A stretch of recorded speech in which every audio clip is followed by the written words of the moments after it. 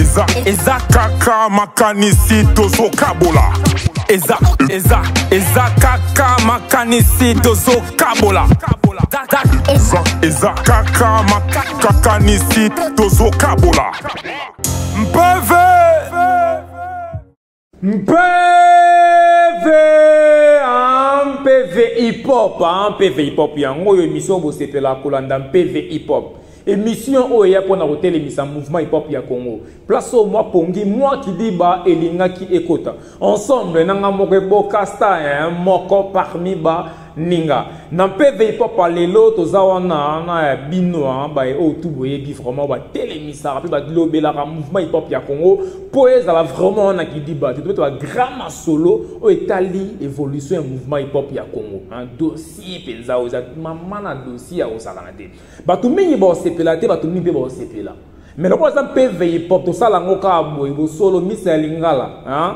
Bo sepela ngoka bo puis ça vraiment PV makasi. Toza on a des clics les papzer hein moto comme ça hein WhatsApp ça dit créer TV na kati ya WhatsApp hein le papzer de clics.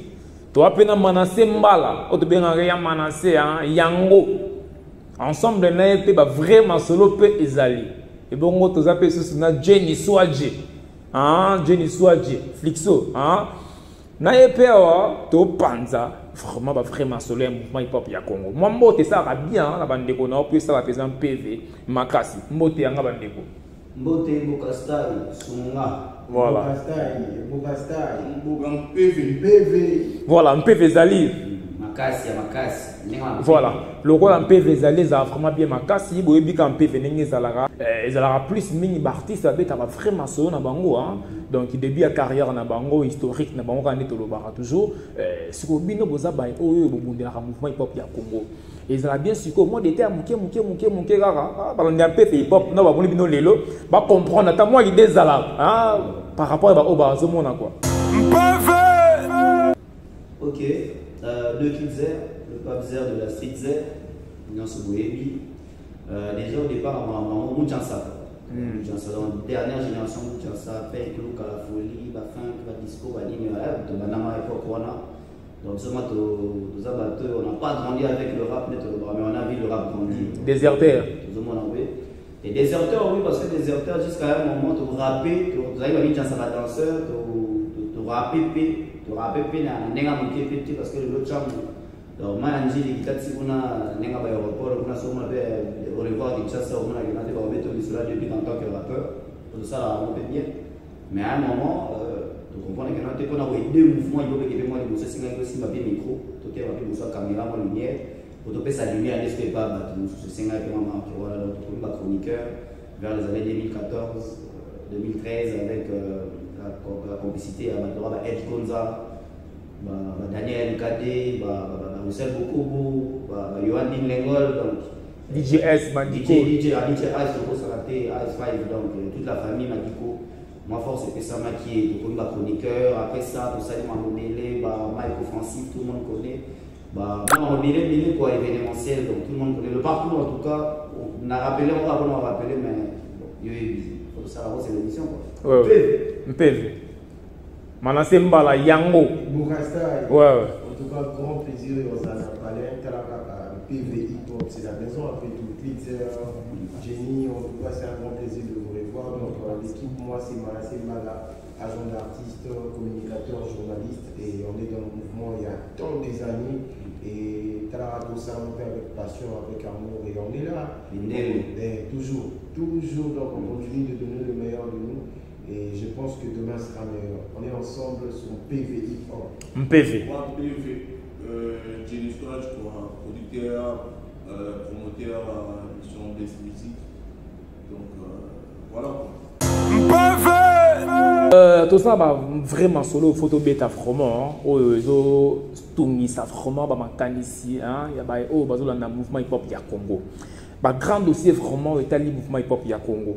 Donc il y a ba différence hein tu peux beaucoup questionner pensani les ali entre hein hip hop ya kala to pe rap ya kala mouvement hip hop na biso ya Congo to pe ya Braza pour faut y ba ke PV hip hop les émissions etali Congo Braza Congo Kinshasa évolution ya mouvement na biso ya kala na lelo di bo questionner ngo vendre place nini Kaleleki. Bokese Niwana. Et vend des places. Kaleleki, Kalabado, ça, on a bien. Donc, ça, on a bien. Les lots, moi, Moutou, Koti. Moi, tout le monde, on a fauté, hein, par la main, il y a moi, mais le mot a bien été, quoi. On a dit le mot. Alors, on a eu pour faire ça, éclaircissement. Fongola. On a dit Kala.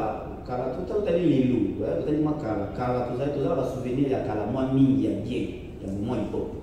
Il y a Kala. Il y a Bissou, on souvenir, moi, il y a bien. Il y a concert à la Kérigole, tout ça, le Martyr, tout ça, la 7e rue, tout ça, avec Léonéma, tout ça, le souvenir, bien que la Kalawa, nous, on se va dans le concert à la Cinépolis, il y a Keep Quiet, tout ça, Bablo est belé, chose qui est Camille Azoya, on s'entend Camille Azoya, on dirait cortège présidentiel, mais c'est mon si artistement qui donc c'est ton souvenir belé tellement la carrière bien.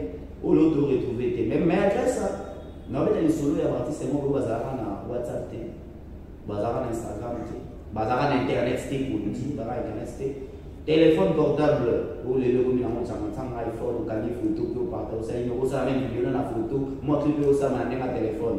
Ils ont raté, c'est mais bateau, on a pas ça, on n'est tellement. Mais les lots, c'est quoi, la différence, les lots de l'artiste, avec 20K, 30K. 50, 150 cas de followers sur Insta, sur LinkedIn et tout. La clip les autres les cas, par-ci par-là, tout le monde la clip dans la chaîne et tout. Oui, mais sur le terrain, zéro. Comment tu peux imaginer que les lots, Chomo, Salami, quelque part en école, on va bénéficier 20 artistes. École, les gens ont la capacité, en cours, à 500 personnes, mais 20 artistes avec 500 personnes vont quitter. Au Camille, il y a un soir, il y a place, il y a un sentiment, il y a un tout. Donc, ça, non seulement il y a Tony, mais il y a un tout. Donc c'est un peu regrettable le terrain, on va toujours quand l'équipe de l'eau. Quand l'équipe de la sortie de l'eau, les lots rappeurs, les lots rappeurs, les hip-hopeurs et les lots, l'équipe à quand Banaka, Palais, Banamala, et les hip-hopeurs, l'équipe. Mais le mouvement à quand l'équipe, c'est du côté matériel, les lots, l'équipe calme. Les lots, il y a une zéla où tu as là. Il ne faut pas oublier ça aussi. Tu as une zéla. Oh, bon, on est là, mais ce qu'on a regardé, c'est sûr peut-être rien sur l'eau, ils ont tout le monde assis. Parce que hip-hop Yakin, c'est le seul hip-hop dans le monde où la nouvelle génération a fait ma danse. Le hip-hop Yakin, le seul hip-hop au monde où la nouvelle génération va faire ma danse. C'est pas salarié. C'est pas salarié. Rap à Malonga. C'est ça l'émission, elle a mal battu le vélo pour Anna. Ça monte mon danse, mais. Nous avons ce qu'on peut aimer dans l'émission, nous avons des points de vue. Après, on est encore c'est un peu ça. Et l'équipe de l'eau, on a été dans mon CT, il y a des zones réseaux sociaux. Je le dis et je l'affirme que Kala et l'équipe de l'eau. Voilà. Si vous avez le roi Camille, la première vidéo, vous avez le roi Camille, bien KMS, bien qui quoi à l'époque. Nous avons à l'époque, et ça va mon Facebook, et ça va mon Instagram, et ça va mon WhatsApp, les lots. Merci. Manassembala. Vous avez même ma des clips. Non, mais en fait, je suis de même avec des clips, tu vois. Il a tout dit. C'est clair. Comment est-ce que vous comparez Mouto à commis histoire, Mouto à Pessinze là. Là, il y a un bateau, il y a un bateau, il y a un bateau, il y a un bateau, il y a un bateau, il y a un bateau, il y a un bateau, non, pourquoi quelqu'un a un mouvement hip-hop et Bazali, attends, Franck Bossé qui passe Bazali. Voilà. Tu as un petit Franck Bossé qui donc on a Franck Bossé qui a Jerry Watt, qui a Nigeria. Ça veut dire que cette manière on va comprendre de l'autre côté. En tout cas, on a vraiment pitié de voir un peu que voilà le mouvement aujourd'hui, là, on a la génération, on a mis ça pour comprendre les solos on a été entre l'ancien et la nouvelle génération. Tu sais, grand-père, il y a un bon bonheur qui s'en a mis sous. Grand-père a un problème.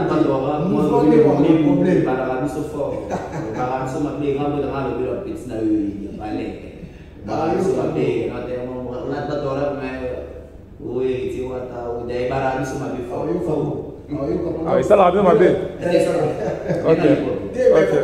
Aujourd'hui, il faut comprendre des trucs. Tout le monde, même les familles dans l'urbain aujourd'hui. Donc, il faut comprendre. bapekisaki yango bon tu évolue.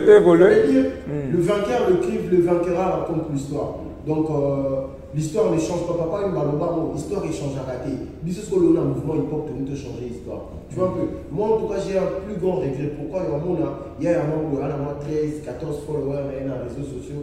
Il s'est prétend être star. A commis déjà. Il y a un monde à l'endroit qui non. Mais à abonné Bela la star. À abonné Bela. Somme abonné na yé benam. À somme abonné na yé abonné Bela la star.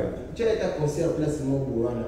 Il y a en plein air. Pour ceux qui t'ont dit que notre foot, genre à l'autre bar, on commence à la showcase. Il y a quand même 2-3 têtes pour y avoir qui est mais quand tu es en plein air, dernière fois tout le monde a léché, mais ça vient avec beaucoup de lenteur. Tu vois un peu, ça veut dire que mon bien les chabets de l'eau. Pour tout le monde, artiste, il a ça veut dire que des photos de la siècle. Tandis que les faut aller chabeta qui Gezma aussi qui a fait un concert, je crois, l'année passée. Innocent peut-être ici. Innocent pas bêta qui. Bon, il fait de la musique urbaine, mais bala mai bakota kana kasa lopango. Lopango na Congo lopango efongama. Le Congo na Congo lopango ko monene. Festival RDC. Innocent Ferré doit ils ont des événements urbains, ils ont des événements hip-hop. OK. So Rosa Zeni soit Dieu c'est ça c'est ma canisse.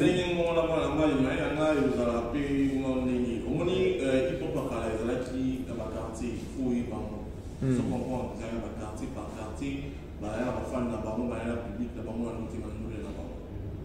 Il y a les loups, il y a les loups, fier. Soit dans la mort, 40 ans, on a regardé les réseaux sociaux, on a fait un quartier, comment déjà star, comment déjà.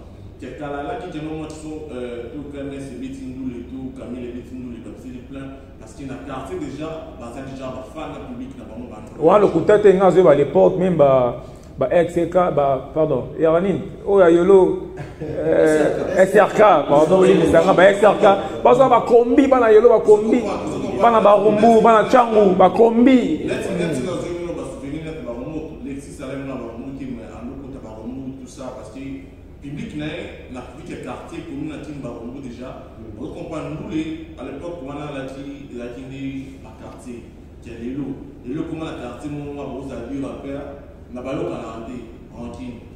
l'époque, avenir mon recoupe. Même avenir parce que les réseaux sociaux, moi bien, ma poudre, tout ça, à la sinon parce qu'on a réseaux sociaux, ma photo, à seulement vidéo, tout ça, autre il y a un qui m'a dit, tout, je comprends. Et ça, même là, les réseaux abonnés plus souvent à l'époque de la piste de TikTok, nous avons la piste de le comprendre, mais ça fait non, ok, ça toujours un temps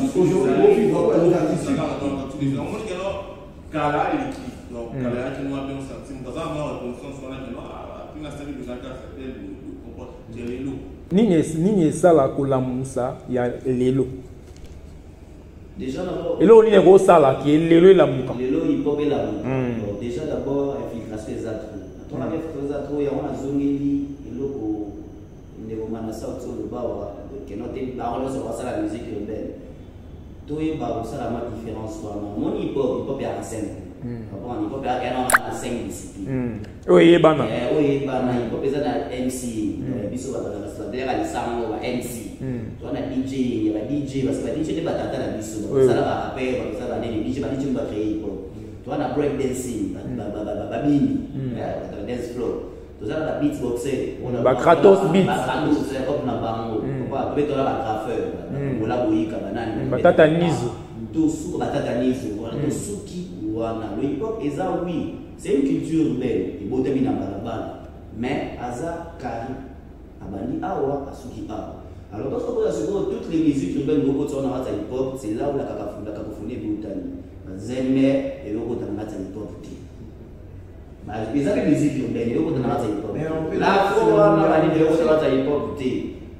Comprends? Moi, je suis cacophonie, il y a un petit peu de safari. Ah, ça va, je vais tout au côté. Si je suis ça y est, ma BBC couleur et la musique.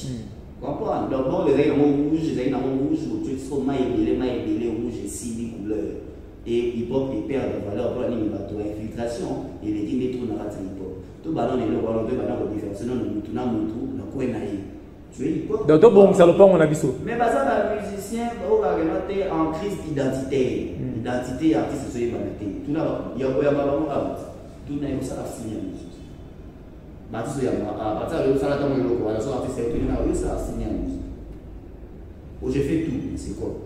Dans son CV, tu fais tout ce qu'on est. Ouais, ça, j'aime le bas. Comment on a ça, là, Afro-Mabine. Afro-Mabine.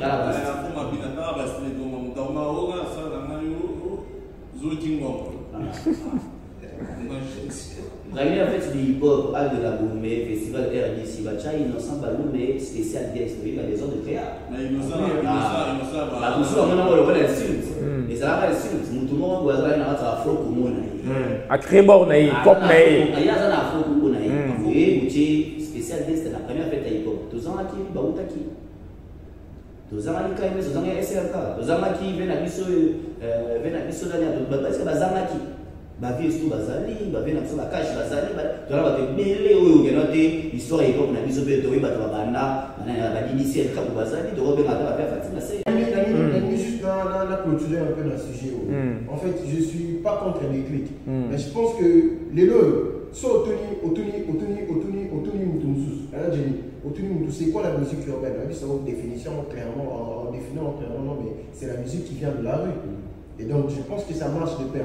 Moi, à ce stade ici, je ne vais pas vraiment juger. Rapper au tika na balabala. Mais rapper au tika na balabala. C'est que ma camarade, na balabala, c'est la famille. Oui, mais voilà. Oui, moi, on a la casquette, on a la date. Aujourd'hui, on ne peut pas se faire ça comme on dit. On crée même Bastille, il y a patapita. Et l'autre, on dit, il faut que ça à fond libéré. Mais patapita, tu as un deuxième moment, il y a. Ok. Bien sûr. C'est rappel Bazali. Aujourd'hui, le plus grand problème, c'est quoi? En fait, il faut vraiment essayer de créer la chimie qui manque aujourd'hui. Tu vois, parce que ça rappelle, mais l'eau, ça rappe plus. J'aimerais un sujet, non, là, si ça plaît partout, ça veut dire même aux autres par rapport à l'ancien et la nouvelle génération. Je pense qu'il y a un grand problème, il y a la chimie. Le quoi, plus cette génération, tout pour reconnaître la NT, il faut pas parler de là, c'est nous les journalistes, c'est nous les communicateurs. Je pense que toi, on a la priorité dans ma case pour les Camerounais. Alors, nous sommes au Télémi, il y en a dès aujourd'hui, artistes, qui a ça la hip-hop. Bon, entre parenthèses, l'artiste soit ça la musique urbaine. Tu vas quand même respecter ben, tu vas non, il y a ça il y a un mouvement de ça veut dire il a plus d'expérience que moi. Dès moi on a plus comment est-ce que le monde a le droit à déclic, tu vas pourquoi Jenny, en retour il n'a jamais reçu quelque chose de bien chez les artistes. C'est malheureux. Ingratitude. Donc, mouvement hip-hop, il y a le bazar blague, il y a les lots grand. Vrai sens il y a un grand taquet au banc à ma case. Après ce qu'il y a des choses qui va le ça. Voilà. C'est que on c'est que au région de Sigo on a ni artiste mo pena yamba ba ki ba. Là des jeunes là artiste mo au ça là nous les points. En répondant à bi à ça on la bachir. Pour la bachir. D'ailleurs c'est que ça on la bachir. Il y a on a typique par les gars l'histoire. Bata typique donc yo on a des prix pour manier on a des prix des prix comme dans molo mais des prix il est carré dans ce qu'il fait il réfléchit bien avant comment on a vous comprenez il y a on a vu même là et puis les loyaux bah fallait quand il vient il s'impose dans le mouvement urbain et que il faut de passer faut déranger biso ça dit fallait aller à Soma urbain et comment aller pourquoi des prix pour biso qui est l'équipe. On ne sait pas faire appel au médecin. Voilà. Ce dossier, support. Dossier, ça me bélier vraiment pour ça. Dossier Rap de King. Rap de King, trophée Rap de King. Je dis soit j'ai aux amis placé pour donner ma solo parce que première édition, vous faire partie de la première édition. C'est là pardon. Et là on a Kamoka. Pourquoi nous mettons Franck Bossek dans la blog bazang ça Congo pendant qu'il y a moko il y a parmi bateau abonné la mouvement hip hop il y a Congo. Bon, quand même moi dossier à Rap de King et Stalina. Première émission nous sommes organisés en Best Music on regarde première. Best Music. Ouais, musique baby tout ça donc les gars bon je suis Narol Bara c'est un gars à c'est un gars Tu comprends? Rabikin pour organiser leur propre moyen de bisou. Oh, ceux qui l'ont bouillé, ils ont un trophée. Imaginez. Ma témoin. Dans l'organisation, tout le monde a salement. Hier, bon, bah, tu n'as pas de trophée. Ils ont organisé, c'est moi qui. La soirée, c'est moi qui ai coordonné. C'est moi qui ai coordonné la soirée. Ok. Trophée. Tu comprends? Donc, tout va être là. Courant, groupe, tout ça, ça, ils sont tous des panneaux. Communication avec la TV, ils sont. Tu comprends? Tu comment tu vois la c'est des émissions. Les émissions, ça va aller à Tata. Pas ça, on a su français, mais à Tata. Alors, ça, là, on se trouve, et comment mais même sur les merde. Comment on comme ça, de 2018 au combat 10 années. Si, dans 2021. Salamate, Adam, Kouloumou. Donc, c'était. Oui, dans ce cas-là, pour faire les humiliations, on ne va monter jamais.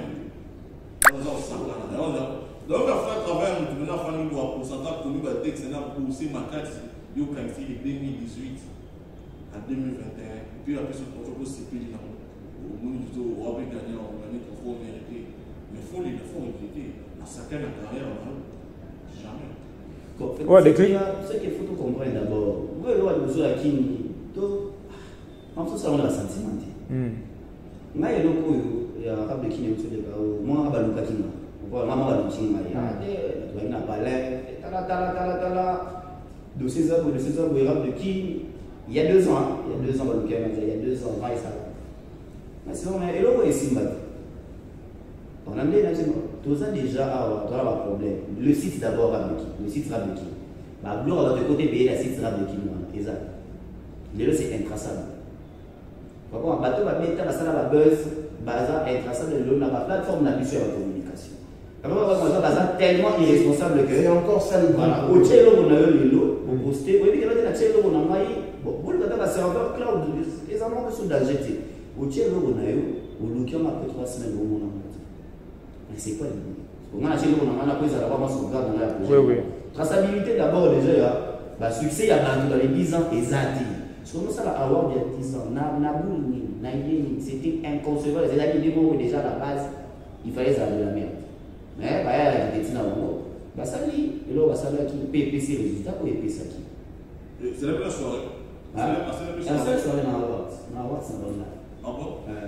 Parce que bizarrement, si on a bizarrement, on a sorti dans mon histoire, il y a 10 ans, il y a des meilleurs artistes, il y a 10 ans qui n'ont qu'à ça. Non, comment? Des mecs, mais là, ça va qu'ils bataillent dans mon groupe. Les enfoirés. Pendant que les enfoirés, ils ont groupe. Les enfoirés, c'est pas. On le sait, moi, c'est là, tout ça, on sait l'eau. On est la première édition, il y a Salamar, Basile, l'Octavio, Baché, Narata, l'ingénieur, on regarde l'Octavio, l'expliquer. Oui. Faut te dire, ça va différent. Mais c'est ça, Bakraba. Nani, Bastargo.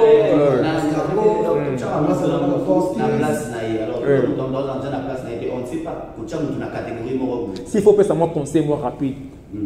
Moi conseil moi mouké beaucoup ça va conseiller beaucoup ça. Pour la malasima. Malasima. Non dans article ils a bien quand même. Faire un award qui les a quand même bien. Mais prochainement parce qu'il faut le dire aussi on n'a pas un trophée majeur. Mais le problème est années Malasima bâti la qui ramène. Qui ramène les amateurs. So il y a un terrain, il y a un renfort, tout le ensemble qui ramène au côté de terrain, on va assassiner au Macam on les trouve. Ok, Malasima là. Non mais bon en tout cas par rapport à Massoula rap de Kinawa, tu sais c'est tellement triste aussi, il faut comprendre. Bana mai pe bossa on a ma propre fond dans le tu vois un peu. To boy na biso te organisation ezala ki penza à l'auteur te. Mais au moins pe muninga na biso flash pink ou à moko à biso, c'est l'un des gars qui se bat vraiment pour ses mouvements. Moi je pense que jusqu'à maintenant il fait partie quand même, il y a bateau qui a quand même vrai. Et puis les deux, on a découvert aussi il y a un média en ligne, ma plateforme, il y a communication. Les deux, nous avons côté toi, monopoliser game, belé, monopoliser le système. Mais en tout cas, on a créer au Wingé dans le mouvement. Mouvement comment Wingé, mouvement. Bako, tu as 12. 12 à Wingé. Ça dit même plus à alors c'est quoi? Je pense que Banama il va dans sous le temps. Donc il faut jamais se fatiguer. Un gagnant ne lâche jamais. Ok.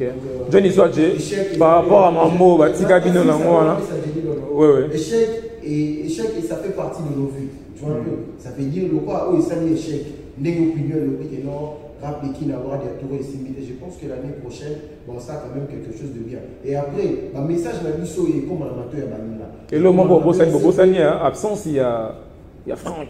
Pourquoi ils ont un ouais, mais aussi ça s'appelle déjà Franck. Et là, on est sur la école, on a un ça veut dire, bon, yoka, malassima, mais non, des hommes, le quoi, tous en pleine organisation. Il y a un événement, il faut te contacter. Le pastel, il faut te non, tous on appelle non, tout le bateau, on a simba qui noyau à la base, tu vois un peu. Et après l'histoire, il y a Franck Mossé qui, c'est triste, hein, il y a encore le bas. Les lots, même dans le mouvement, c'est là, sur la CGI, même chez nous, les journalistes.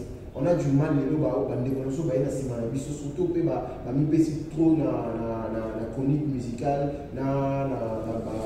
s'investir beaucoup plus que dans le mouvement urbain. Tu sais, la plupart on a respecté. Il y a un grand manque du respect. Ça fait que Webo et Baté et non, Bokasta et Aya font mal dans le mouvement. Après, à manquer, à âge de Sofona, ça a total respect. Ça veut dire qu'on a des clics et des clics à Zéné dans l'écouter, on a combien? Pour nous, on a maximum à respect, écoutez, on a combien? Et après, mon sujet à Franck, en tout cas, moi, je le fréquente beaucoup. C'est quelqu'un, on a passé à l'Ibaton et Béni. Et après, lui, il s'en fout, hein. Il fait sa vie. Hein. Toi, en tout cas, qu'il est aussi au Béni, l'événement, et qu'on explique en lumière, on dit à Machakatinaï.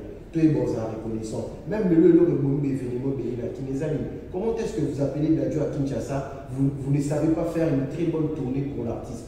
Mais ça, là, urbain, ils ont la Franck Mossé, ils ont un PV hip-hop, ils ont un Netflix, ils ont un Bisso, ils ont un Jenny, mais ça, là, on petit, les lots. Tu vois un peu. Alors, quand on organise l'événement, il faut vous dire que vous avez ça, là, pour un mouvement, pour le lot congolais, ça, là, quand l'esprit urbain, voilà. Et après, tant que ça, la montée. C'est malheureux. C'est le cas aussi pour DJ Daddy. Il y a un bleu, il y a DJ Daddy. Il y a un DJ Daddy légendaire. Légendaire. Voilà. Jeune histoire, aussi, ça place où, non? Bon, l'idée est bien. Donc, maintenant, en plus, ça va, l'idée est bien de continuer, mais il faut la plus sur les jamais on voit aujourd'hui nos politiques. On a joué dans mon album à ici, pour la 2018, on m'a dit, c'est un passe. On a dit, à mon niveau, on va s'arrêter dans le mouvement du corps. Comprendre, on va s'arrêter dans le bateau Billy, vie dans le monde, écouler ma casse dans le mouvement, si les autres vont continuer, c'est juste pour ça, le moment, au banane 2018, combien, combien, 2021. Donc, ça merde. Pour voir le papier pour manger, pour soigner, pour organiser les mises à profit, vous appréciez, car pas qu'on a rappelé qu'il y a eu tout ça, sinon, il faut se vanter ensemble. Il y a une organisation, qui aussi, ça, pour le pays, dans la PV, et dans le POUM. Voilà. Dans PV, il y a tellement élevé qu'il faut comprendre que c'est la première édition à Maramboul. Et 3, 4e dans le pays, à partir des bélés, exactement, c'est bélé à Koloba pour un mouvement hip-hop qui a Congo. Balama, il y a tellement de mots comme moi, mais il va frire ça bien. Parce que quand ils ont la première numéro là, moi, critique PV, tout ça, moi, c'est pas la tête. Bon, tout ce qui a un apprécié à bout dans l'excellence Pablo Capella, et il a rappelé que le mouvement hip-hop mobile maker. Le 19 février, ça y est, tout célébrer le hip-hop pendant un bien. Et Bokasta, là, on est avec toute l'équipe. Donc, hip-hop, vraiment, le mouvement hip-hop sera au rendez-vous, quoi. On se dit dans un excellence, on va le taper là. Nous avons un hip-hop. On aime le rap, hein, on aime le rap. Et on s'est écouté, donc on est là. Ben après, on revient bientôt pour de nouveaux numéros. Je pense qu'il y a l'obésité pour développer sur la balle à main, il va nous souper, il y a vers nous. Et nous allons lancer à tous à Cabo Moko. Je pense que nous allons vraiment vivre l'ascension de la musique, l'ascension du hip-hop en RDC.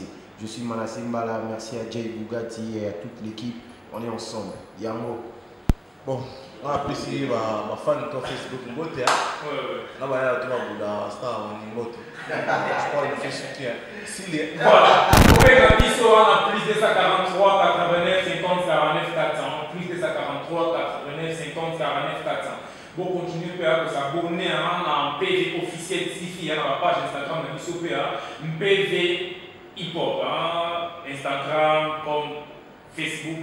Vous êtes belé dans la mission de partout, tout à Goma. En tout cas, la personne est belé. Você vai na TV que ça va pas bien ma casse. Mbappé! Eza kaka makanisi tozo kabola. Eza kaka makanisi tozo kabola. Eza kaka makanisi tozo kabola. Mpeve